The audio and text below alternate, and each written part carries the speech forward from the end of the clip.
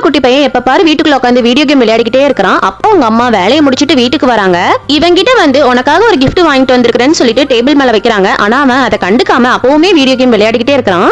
அவங்க அம்மாவும் அந்த கிஃப்ட் அங்க வச்சுட்டு போயிட்டு விண்டோ ஓபன் பண்றாங்க. அவன் கேம் விளையாடிட்டே இருக்கிறத பார்த்துட்டு அந்த கிஃப்ட்ல என்ன இருக்குன்னு ஓபன் பண்ணி தான் பாருன்னு சொல்றாங்க.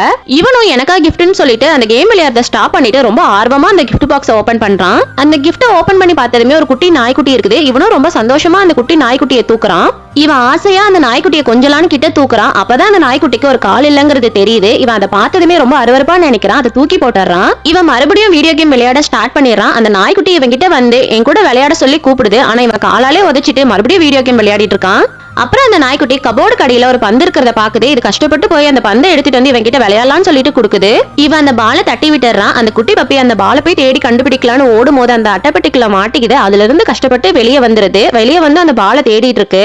இது இப்படி சந்தோஷமா விளையாடிட்டு இருக்கிறத பார்த்து இவனுமே சிரிக்கிறான். ஆனா நம்ம எதுக்கு சிரிக்கணும்னு மறுபடியும் கோவமா வீடியோ கேம் விளையாடிட்டு இருக்கான். அந்த பப்பி மறுபடியும் அந்த பந்தை எடுத்துட்டு வந்து இவன் கிட்ட கொடுக்குது. வாங்க விளையாடலாம்னு சொல்லிட்டு கூப்பிடுது. இவனும் அந்த பந்தை வாங்கிக்கிறான். இவனும் மெதுவா எந்திரிக்கிறான். பார்த்தா இவனுக்கும் ஒரு கால் இல்ல. இவன் மெதுவா அந்த டோர் கிட்ட போறான். அந்த பப்பியுமே ஹெல்ப் பண்ணுது. டோரை ஓபன் பண்ணி விடுது.